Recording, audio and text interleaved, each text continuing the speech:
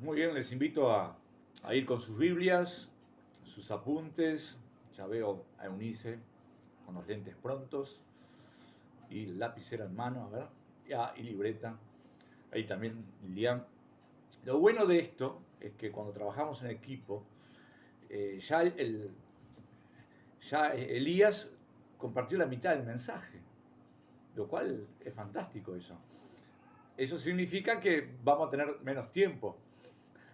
Pero bueno, es bueno saber que el Señor siempre dirige las cosas, ¿no? Yo estaba pensando en, en dos puntos del tema de hoy, y el primer punto lo compartió Elías, que simplemente le voy a dar un matiz mío nada más, pero quería compartir, estamos con Seba.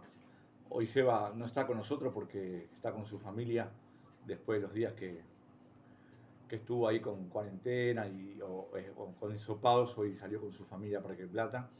Pero estamos compartiendo, estamos haciendo con la Biblia App un estudio de Lucas y Hechos. Y bueno, estamos entusiasmados, aunque sea virtual, porque tiene muchas cosas para dejarnos, ¿verdad?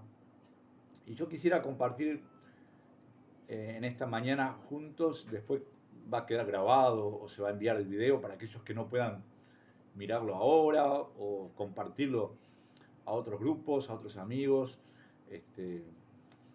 Tengamos la libertad de hacerlo, ¿no? La palabra del Señor siempre llega y a veces nos llegan diferentes momentos, diferentes etapas. Dios de alguna manera usa siempre alguna cosita, algún detalle. Hay dos transformaciones que deben revolucionar nuestro corazón, hermanos. Y lo digo como iglesia, lo digo como creyente, como hijo de Dios. Pensaba en dos cosas. Lo primero, y es lo que decía Elías, es la visión de Jesús. ¿Qué visión tengo yo hoy de Jesús? Para eso vamos a mirar rápidamente y vamos a leer junto en la versión que más le guste, Lucas, el Evangelio según San Lucas, capítulo 24. Y aquí vamos a ver a dos discípulos con una visión que tenían de Jesús que fue transformada en el camino. Y nosotros que andamos en el camino, necesitamos transformar también la visión que tenemos de Jesús. Aunque muchas veces tengamos años en la fe, ¿verdad? Pienso en mi padre, pienso en Don Carlos, ¿verdad? Toda una vida, Norita, tantos años en la fe, ¿verdad? Pero cuán necesaria es una revolución de nuestra visión de Jesús. Miren, vamos a mirar Lucas 24. Ya conocemos el episodio. Tengo la versión Biblia de las Américas que me gusta mucho. Dice, y aquí que aquel mismo día, dos de ellos iban a una aldea llamada Emaús, que estaba como a 11 kilómetros de Jerusalén, y conversaban entre sí acerca de todas estas cosas que habían acontecido. Y sucedió que mientras conversaban y discutían, Jesús mismo se acercó y caminaba con ellos, pero sus ojos estaban velados para que no le reconocieran. Y él les dijo, ¿qué discusiones son estas que tenéis entre vosotros mientras vais andando? Y ellos se detuvieron con semblante triste. Miren ahí, con semblante triste. Respondiendo, uno de ellos, llamado Cleofas, le dijo, ¿eres tú el único visitante en Jerusalén que no sabe las cosas que en ellas han acontecido en estos días? Entonces él le dijo, ¿qué cosas? Y ellos le dijeron, las referentes a Jesús el Nazareno, que fue un profeta. Miren el verbo que usa, que fue un profeta, poderoso en obra y en palabra delante de Dios y de todo el pueblo. Y cómo los principales sacerdotes y nuestros gobernantes le entregaron la sentencia de muerte y le crucificaron. Miren, este versículo siguiente es fundamental. Pero nosotros esperábamos, nuevamente el verbo, esperábamos que Él era el que iba a redimir a Israel. Pero además de todo esto, este es el tercer día desde que estas cosas acontecieron.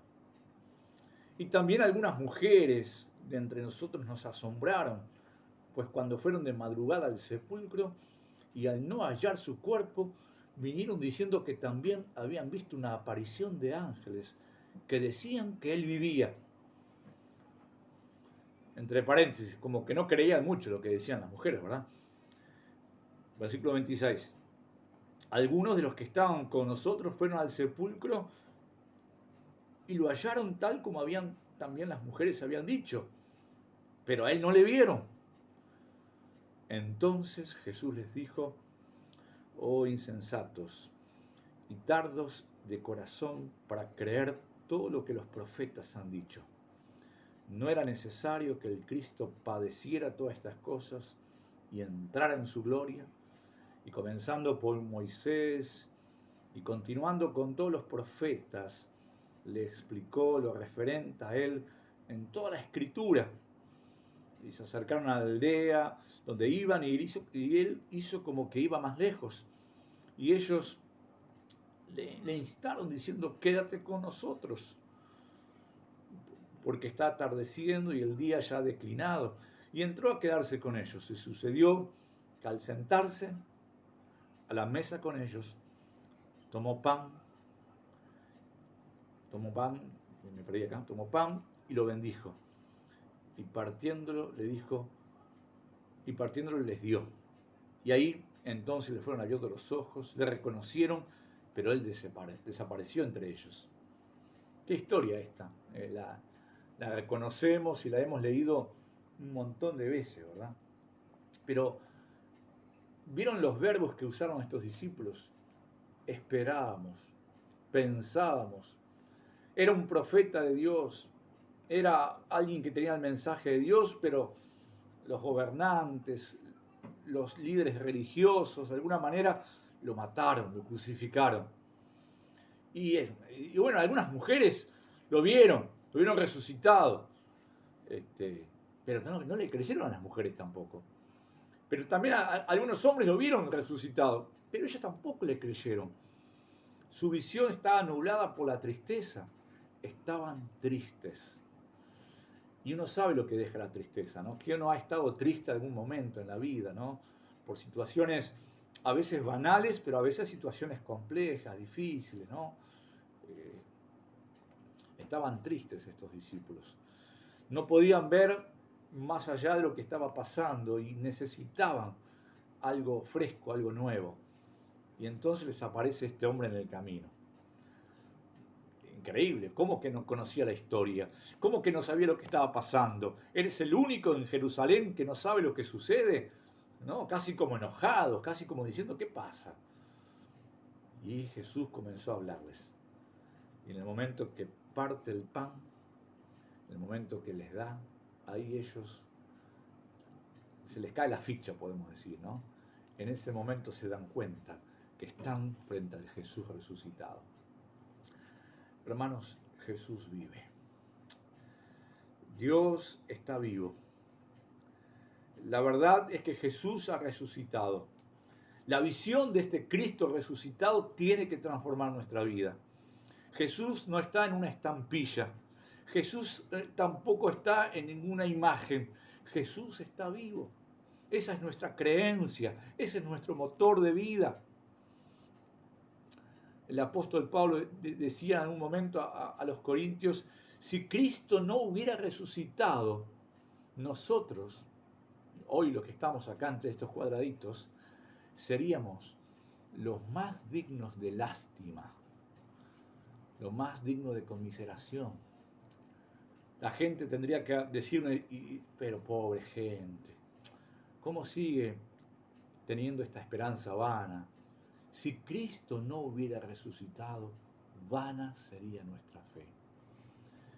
Y después el apóstol Pablo, con la pluma inspirada por el Espíritu Santo, dice: más ahora, Cristo ha resucitado. Primicia de los que durmieron es hecho. Hermanos, Cristo ha resucitado. Nuestra fe no se basa en un ritual, no somos unos religiosos más que conmemoramos el Día de la Virgen o que conmemoramos el día tal. Nuestra fe se basa en un Cristo que ha resucitado. Si no creemos en ese Cristo resucitado, como dice la Ulises, estamos fritos, estamos perdidos. Vana sería nuestra fe. Si Él no hubiera salido de la tumba, nosotros estaríamos aún perdidos en nuestros pecados.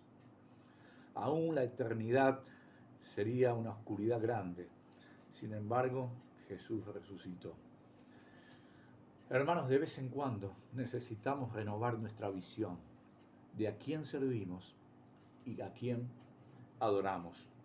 Estos discípulos que estaban tristes en el camino, que hablaban en el pasado, esperábamos, pensábamos. Pero Cristo se acerca a ellos, habla con ellos, comienza a abrir las Escrituras, comienza a abrir la palabra de Dios y les explica que Él era el enviado. Hermanos, necesitamos abrir la palabra de Dios, abrir la Biblia. Ella no puede ser una desconocida para ninguno de nosotros. Es la palabra de Dios que nos habla, que nos dice, Cristo ha resucitado. Esa es la transformación de la visión tan importante. Yo sé que mi Redentor vive. Esa confianza. Pero vamos a la segunda. Hay otra transformación tremenda.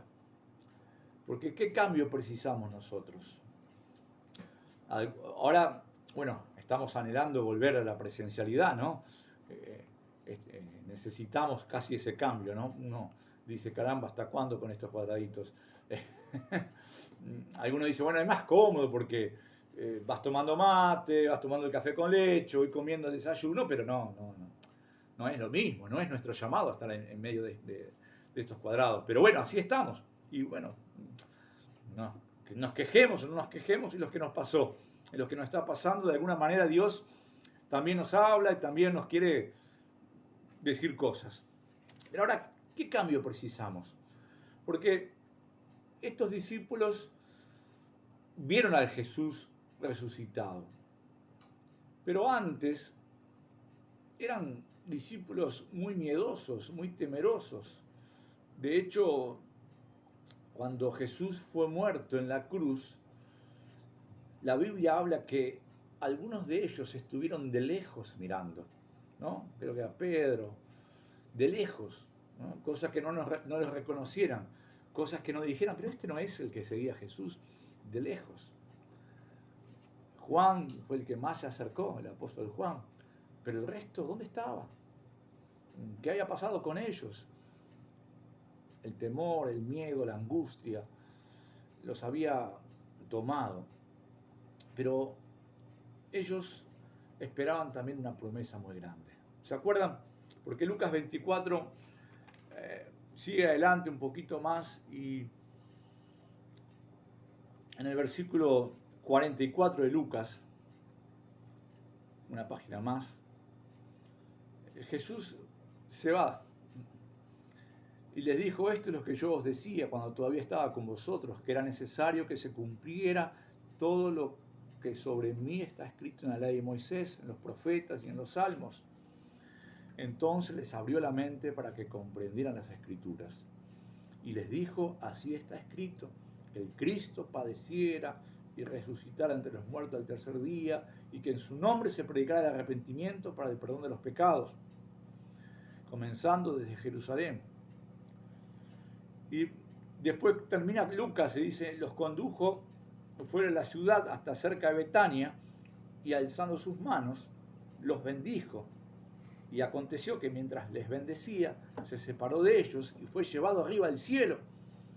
Y ellos, después de adorarle, regresaron a Jerusalén con gran gozo. Y después Lucas continúa la historia. Y lo continúa en Hechos. Y le da un relato distinto, porque Hechos capítulo 1, había discusiones. Señor, versículo 6, los que estaban reunidos le preguntaron, Señor, ¿restaurarás en este tiempo el reino de Israel? Y Jesús le dice, no os corresponde a vosotros saber los tiempos ni las épocas que el Padre ha fijado en su propia autoridad, pero recibiréis poder cuando el Espíritu Santo venga sobre vosotros, y me seréis testigos en Jerusalén, en toda Judea, en Samaria y hasta las confines de la tierra. Después de haber dicho estas cosas, fue elevado. Mientras ellos miraban, una nube le recibió y lo ocultó de sus ojos. Y bueno, ahí conocemos la historia de los ángeles que le preguntan, ¿qué estaban haciendo mirando al cielo? Mirando para arriba. Y acá estoy mirando para arriba, dirían los discípulos. Y los ángeles dijeron, este mismo Jesús que se fue, vendrá, volverá. Pero Jesús hace una promesa. Jesús hace una promesa. ¿Y la promesa cuál es? Si la promesa es que va a venir Él, es verdad. Pero antes, Él dice, recibiréis poder cuando venga sobre ustedes el Espíritu Santo. Hay otra cosa más que nos debe revolucionar la vida. Y es el Espíritu Santo en nuestra vida. ¿Qué cambio precisamos nosotros? ¿Qué cambio precisás vos y yo? Preciso que el Espíritu Santo llene mi corazón y llene mi vida. Estos hombres recibieron en Hechos capítulo 2, vamos a encontrar el momento exacto donde ellos estaban reunidos en ese aposento alto, y luego viene sobre ellos el Espíritu Santo y de alguna manera revoluciona el corazón y el espíritu de ellos. Y vamos a leer todo el libro de Hechos y vamos a ver lo que Dios puede hacer con alguien que está lleno del Espíritu Santo. Y vamos a mirar Hechos capítulo 3 y vamos a ver a Pedro y a Juan haciendo los milagros que Jesús hacía, compartiendo el mensaje con denuedo, de aquellos hombres tímidos, tristes, que esperaban algo, fueron transformados en hombres que cambiaron su entorno y su vida. Pensaba, ¿qué preciso yo hoy? Preciso la visión del Cristo resucitado, pero preciso también que el Espíritu Santo habite con libertad en mi corazón. Necesito más del Espíritu Santo en mi vida, más de Dios, menos de mi carácter, menos de mis ideas, menos de mis razonamientos y más de lo que Dios quiere en nuestros corazones. Hay gente que razona todo y discute todo, los conocemos, ¿no? Yo puedo ser uno de ellos, capaz. Podemos tener, yo cuando a veces tenemos alguna leve discusión con mi señora, yo soy el que tiene siempre la velocidad de reacción. Quizás porque mi primer idioma es español, ¿verdad? Pero truco, retruco. Retruco vale 4. Ah, ¿no conocen el truco? A ver, otra cosa. A, B. B, C. Y enseguida tenemos la respuesta. Somos rapidísimos. Jaque mate enseguida, ¿no? Las tengo todas conmigo. Tengo todos los razonamientos. Te puedo decir todo. Sin embargo, a veces son nuestros propios razonamientos. A veces es solo nuestra discusión. Y necesitamos darle lugar al Espíritu de Dios en nuestro corazón. Vamos a mirar, para terminar, 2 pasajes muy claros. Gálatas, súper conocidos también. Pero la Biblia nos coloca en pasajes súper conocidos para que también transformen nuestro corazón. La otra vez con Timoteo me decía, creo que fue ayer o anteayer, me decía, pero se repite mucho la Biblia, ¿no? Porque lo que dice Mateo dice Marcos, lo que dice Marcos dice Lucas, no me lo dijo así todos los libros de la Biblia, pero me decía, pero se repite varias veces la historia. Y yo decía, bueno, claro, sí, se repite porque son personas distintas las que hablan. Y de alguna manera Dios también repitiendo, como que entendemos algunas cosas, ¿no? Miren Gálatas capítulo 5, versículo 16. El apóstol Pablo, entendiendo lo revolucionario, que era el Espíritu Santo en la vida del creyente, él dice, digo pues, andad por el Espíritu y no cumpliréis el deseo de la carne. Porque el deseo de la carne es contra el Espíritu y el del Espíritu es contra la carne, pues estos se oponen el uno al otro, de manera que no podéis hacer lo que deseáis. Pero si sois guiados por el Espíritu, no estáis bajo la ley. Ahora, las obras de la carne la conocemos, ¿no? A ver, las conocemos, ¿no? No precisamos leer esta... o sí, vamos a leerla, pero la conocemos. Vamos a leerla porque le dice la Biblia, dice, inmoralidad, impureza, sensualidad, idolatría, hechicería. Algunos diríamos, epa, yo algunas cosas de esas ni lejos mío. Pero después el apóstol Pablo comienza a golpearnos más. Enemistades, pleitos, celos, enojos, rivalidades. Y ahí ya decimos, Pablo, apóstol, basta, que me estás hablando a mí, por favor. Disensiones, sectarismos, envidias, borracheras, orgías, cosas semejantes, contra las cuales os advierto, como ya os he dicho antes, que los que practican tales cosas no heredarán el reino de Dios. Y ahí corta grueso el apóstol. Yo no quiero ir contra la doctrina del salvo siempre salvo. Yo estoy convencido de que aquel que ha recibido al Señor, Dios lo ha puesto en su libro y le ha escrito su nombre en una tinta inviolable.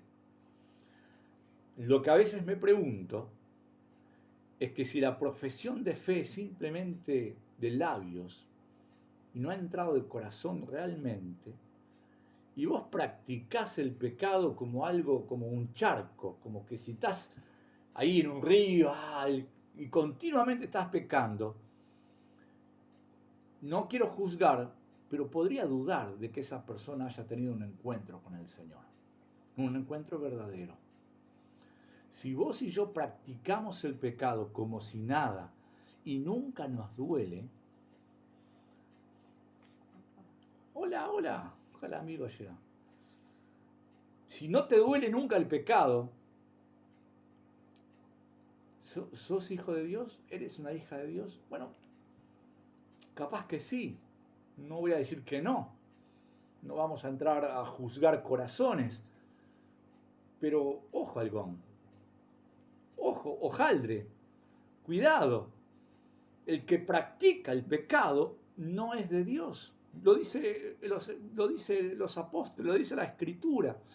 El que vive el pecado como un charco de agua limpia en un lodo, tengamos cuidado. No digamos tan fácilmente, sí, es hijo de Dios. ¿Entienden lo que digo? No quiero entrar en razonamientos teológicos, pero la Biblia habla de que el que permanece hasta el fin, también este será salvo. No quiero entrar en discusiones, pero voy a entrarlas, porque está bueno, tenemos que despertarnos un poquito. No creamos que la salvación es simplemente algo dado por Dios y yo después listo, soy salvo, dije Jesús es mi Salvador y ahora viven la vida loca. Hermanos, no es así. El que practica el pecado no es de Dios. Nos guste, no nos guste, nos duela, no nos duela. El que vive una relación de pecado tan amistosa toda su vida, tal vez no haya conocido al Señor nunca. Y el apóstol Juan dice en algún momento, aquellos que saborearon el reino de Dios, aquellos que en algún momento estuvieron con nosotros, ¿no se acuerdan? Es en Juan, estuvieron con nosotros, compartieron con nosotros, disfrutaron el mate, el pan, el vino, el asado, el deporte, estuvieron con nosotros. Estuvieron con nosotros el año pasado. El apóstol Juan decía, vivieron los milagros de Jesús. Imagínense en la primera época los milagros de Jesús que hubieron en ese libro de los de Hechos del Espíritu Santo. Vieron los milagros a full. Estuvieron con nosotros. Pero en un momento Juan dice, pero no eran de nosotros. Salieron, estuvieron cerquita, disfrutaron todo. No eran de nosotros. Porque Judas Iscariote no está en el cielo. No está en el cielo Judas Iscariote. No sé si ustedes creían que estaba en el cielo o si yo creía, no estaba en el cielo. Fue el hijo de perdición. Ese hijo de perdición hoy está en el infierno. Pero Judas estuvo con Jesús ¿cuánto tiempo? 3 años. Pero ¿cuándo se fue? Y un ratito antes de que lo entregaran a Jesús. Pero no vio los milagros, sí los vio. Andad por el Espíritu. Hermanos, terminando, la visión revolucionaria de nuestras vidas es que Cristo ha resucitado, vive con nosotros, pero lo segundo es nos demanda que vivamos por el Espíritu. Señor, y yo le tengo que decir al Señor, yo no puedo vivir con el Espíritu, en el Espíritu. ¿No? Y vos sabés que tenés y yo sé nuestras debilidades, ¿no? Yo tengo un carácter de la masita, ¿no? Hablo antes de lo que pienso, soy todo corazón, soy un Pedro andante, puedo decir, pero necesitamos revolucionarnos, no en la revolución de la palabra, sino en la revolución del Espíritu. Necesitamos vivir por el Espíritu. Qué desafío, hermanos. Porque quizás, no digo que sea más fácil, pero yo digo, lo percibo con mayor alegría, lo que decía Elías, yo sé que mi Redentor vive. Y ahí uno se dice, soy Superman, ¿no? Me levanto ahí, Jesús vive. Y ahí está toda la tribuna, Jesús vive, Jesús. Pero después dice, el Espíritu Santo tiene que vivir en vos. ¿Y qué es eso? Y bueno, no voy por el lado de las orgías, no voy por el lado de las cosas feas, ¿no? Horribles. Pero, ¿qué del enojo? ¿Qué del mal carácter? ¿Qué de las rencillas? ¿Qué de las envidias? Son cositas. Las pequeñas zorras hacen que todo pueda caer. Hermanos, necesitamos el Espíritu Santo como revolucionario en nuestro corazón. ¿Yo puedo? No. Esto tampoco es, no es que yo tenga ahora tengo una lista de decir, yo puedo con esto, yo puedo con lo otro. Vos y yo no podemos nada. No hay ningún libro de autoayuda que te ayude. Necesitamos el Espíritu Santo a full, con todo, con todas las pilas. Podemos tener otras herramientas que nos puedan ayudar, hermanos que nos apoyen, libros de autoayuda. Podrás precisar alguien a tu lado que te anime, pero lo que más yo preciso es el Espíritu Santo transformando el corazón. ¿Y cómo se hace esto? Está muy lindo Lázaro, pero ¿cómo se hace esto? Y se hace como los primeros discípulos hicieron, acercándose a Dios, orando a Dios, pidiéndole a Dios, clamando al Señor. No hay yo siempre decía, no hay unos pasos rápidos, ¿no? Como la sopa, una preparación rápida.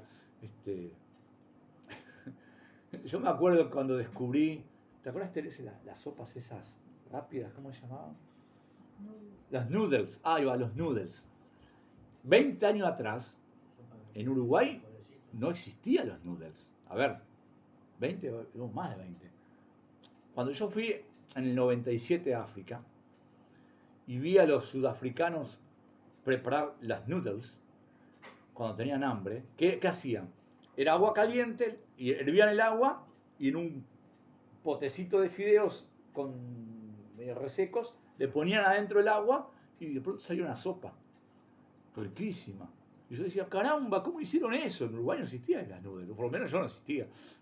Para mí no existía, capaz que sigue existiendo en el año 40, pero la preparación de la sopa era una preparación, ¿no? No era cortada verdura, pelada, lo que sabemos lo que es una sopa.